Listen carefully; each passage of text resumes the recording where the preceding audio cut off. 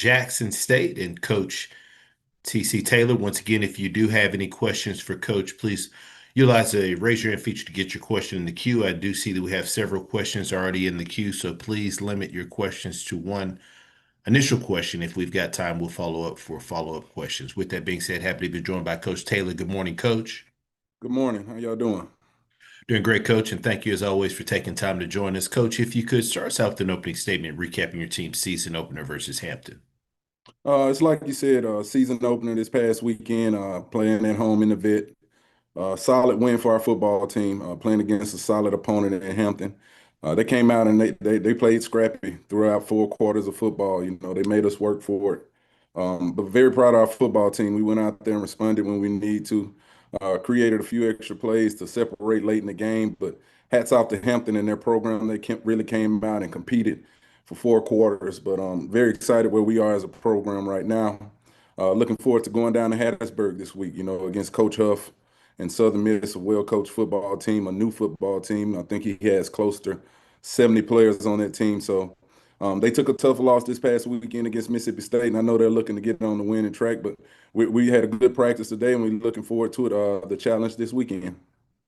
Appreciate those opening comments. Coach, first question goes to Ty Miller. Coach Taylor, good afternoon to you. How you doing? I'm good. How are you? I'm good, Coach. You just mentioned Southern Mississippi. So what's the preparation like going from a team you're in the same classification with, like Hampton, as opposed to one that you are an underdog against? Meaning, does intensity for the players and coaches increase going into this game? Definitely, you talk about a big in-state, two teams that from in-state, the state of Mississippi. FBS opponent we're looking forward to, and they're only about 45 minutes down Highway 49. So the players here know a lot of players there, and vice versa. I know Coach Huff and some other coaches on their staff. It's going to be a great atmosphere. A lot of fans are talking about showing up on both sides. So we got to put our best foot forward and go out there and prepare these guys and get them ready to play football this weekend. We opened up with a great scout team meeting this morning. Preparing for Southern Miss, but they got some size over there. Got some really good players. The quarterback is electric. He really leads that football team. So we got to bring our A game when we go down 49 this weekend. Thank you, Coach. No problem. Next question goes to Wayne Cartwright. Hey, Coach Taylor, how's everything? It's good. How you doing, Wayne? Doing well. So, Coach, this week, Jacobian Morgan, your quarterback, he was 15 out of 30. He had some pressure on him and things like that. I want to ask, though, was that basically a combination of Hampton, what they were doing defensively, or is that part of still the development that has to go with cohesion between himself and the receiving core? I think it's a little bit of both. Like I said, hats off to Hampton. They really came out and played their butts off on Saturday against us. But Jacoby, I know he has to play a little better. 15 to 30 wasn't bad, but we got to be a lot better than that. He has some opportunities to push the ball down the field to some guys on the perimeter for us, and he missed a throw to Jonas Fertillion. If you think about it, Shamar Savage, if he catches that ball, that's probably an 85, 90-yard touchdown. So, yeah, I think they got to continue to work hard in practice, develop that relationship, develop timing, and he has to continue to get better each and every week. Going into a game like this, he has to play well in order for us to do have some explosive plays on offense. We ran the ball well over 300 yards, but we got to have those throws down the field. All right, Coach. Good luck down there in Hattiesburg this week. Thank you. I appreciate it. Next question goes to James Hill. Hey, Coach, I hope you and everybody at Jackson State are well. Mr. Miller, 10 carries, 172. He got in the box twice. Talk about his contribution. He can run, and he'd be looking to run downhill down in the hub this week. But tell us a little bit about Miller. He's a guy that's been around here. He came here a couple years ago, and he played as a true freshman. We knew what type of guy we had in Ahmad Miller here at running back. But, the injury bug has been, kind of plaguing him. But when he's healthy, he's explosive. You talk about well over 200-pound back, well over 6 feet, and can fly. He showed that this past weekend. We've been seeing it all in camp, and I just been telling him, If you can stay healthy, that's what's going to be key for you, as a football player. And you mean a lot to this program. He's an every down back. He doesn't mind blocking. He can catch the ball well. And just seeing him run the ball the way he ran on Saturday, it was, a pleasure to see. Good luck this week down in the hub. Thank you. Appreciate it. This question goes to Perry Daniels. Good morning, Coach. Morning, Perry. How you doing? I'm well, Coach. Coach, you're absolutely right. This Hampton team played really tough. Do you think that is a result of Jackson State now being the hunted and no longer the hunter? Do you expect that all season from HBCUs? And how do you deal with it? Well, yeah, we definitely, everybody wants to, win against Jackson State, but everybody has one goal across the board also, too. They want to play in December, want to win a SWAC championship, want to win a divisional championship, want to win a Celebration Bowl, and that's how we approach it. We're going to get everybody's best because of what we did last year, but not only that, because they want it too. You know what I mean? These teams want to win a championship. Hampton came in here to make a statement. They're coming from a different conference, and they wanted to beat so-called the best in the SWAC. When you talk about Jackson State, that's why I know they played the way they played us this weekend. They were well coached, well prepared, and they came out and played with maximum effort. But everybody is chasing one thing right now, and that's to be playing in December.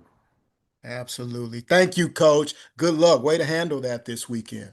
All right. Thank you. Appreciate it. This question goes to Doc Holliday. Coach TC, how you doing today? I'm good, Doc. Good to hear from you. Man, first of all, couldn't stay long.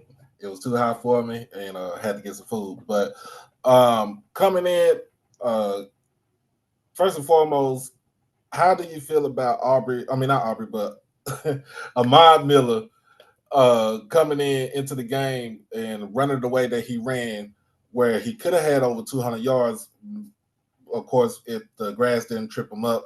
And then finding Quincy Ivory, the QB killer, that's what they call him, with the 2 sacks against Hampton. And also with Donovan Warren, the way that he punted the ball, flipping the field, and one of the longest punts he had was 62 yards. Give me your opinions about those three. Those were all 3 guys that we had big question marks. By the way, I would love to still have Aubrey Miller around here too, but those are 3 guys we had big question marks going out into this game. Starting with Quincy, anytime you lose Josh Nobles, he transferred. He's at UMass now. We was kind of concerned how will we be able to get to the passer, to the quarterback, and he went out there and he did it. He played well. They put him in some different schemes, some different areas in the defense, and he lit it up. He had, I think, a couple sacks out there. He played with high effort, high energy. So I was very pleased to see Quincy step up like that. Going to the punting position, anytime you lose an All-American and Matt Knoll, that's a huge question mark. And we had Donovan was on our team last year backing up Matt. So he saw how important it was to flip the field, pin offenses back, because we take pride on, offenses driving the football on us. And he went out there and did that. And like you said, the long one he had, he played up to the expectation we expect of him each and every day, with him being a senior. So all 3 guys stepped up. Miller, like I said, I can't say enough good things about that kid there. He deserves everything that's coming his way right now. The O-line blocked well for him, and he just went out there and ran hard. He's been a no-nonsense guy all summer, though.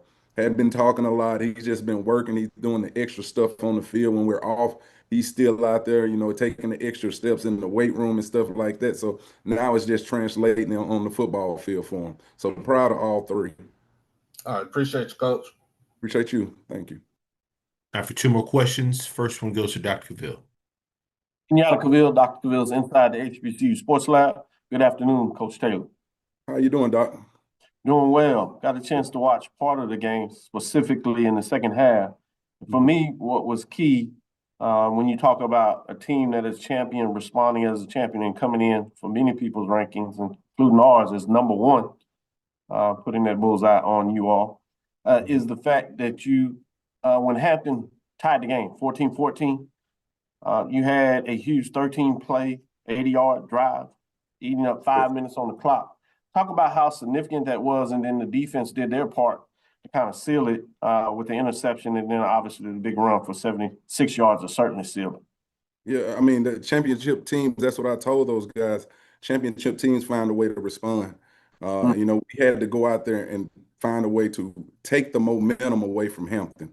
You know, they went down and threw the touchdown pass and they had the momentum on the other sideline. But I told them, I said, you know, players are going to make plays. So, you know, we need guys to go out here, just execute the plays. We're going to get up the field, get on the field. We're going to line up fast and we're going to go out here and score, you know, and that's what they basically did. But champions find a way. You know, those guys went out there and executed. We had a couple quick passes here to Nate Rembert, a couple quick passes to Jonas. They turned them into, you know, some first downs for us. And that was an emphasis for me when I talked to them at the half. The defense spent so much time, Doc, on the football field in that first half. Right. And I told them if we just able to generate some third downs in this second half and give those guys a breather and find ways to score points and separate, we're going to win this football game. And those guys went out there and responded. Thank you, Coach. Look forward to seeing you take the #1 HBC ranking and top 25 ranking down on the road to Southern Miss. All right. Thank you, Doc. Appreciate you. You're welcome. Last question goes to Ty Miller. Hey, Coach, again, it's Ty with this question about Southern Mississippi. There's a feeling that there's the margin of separation between Southern Miss and Jackson State on the field is not that great. And if Morgan plays and is on his A game, is there a feeling that something special could happen in this game? That's any game we play. We're going to win. You know, we're looking forward to it. But kind of to echo what you're saying, we recruited a lot of those players, you know, not the ones that came over from Marshall, but they have some guys that we were recruiting that, you know, we would wanted on this football team, but didn't, you know, have the space for a couple of them. But we both were in recruiting battles on a lot of those players. So we're playing with a similar roster. You know, they may have more scholarships down there being an FBS program, but we still have some similar guys, similar body types down there. And it's going I think this game's gonna come down to, you know, you got two high-level quarterbacks on both sides of the football field. And whichever one plays better, you know, that'll be the team that's gonna win this football game. All right. Thanks, Coach. No problem. Coach, as always, we appreciate your time. Look forward to speaking to you again next week. All right. Thank you, guys. Appreciate you. Thank you.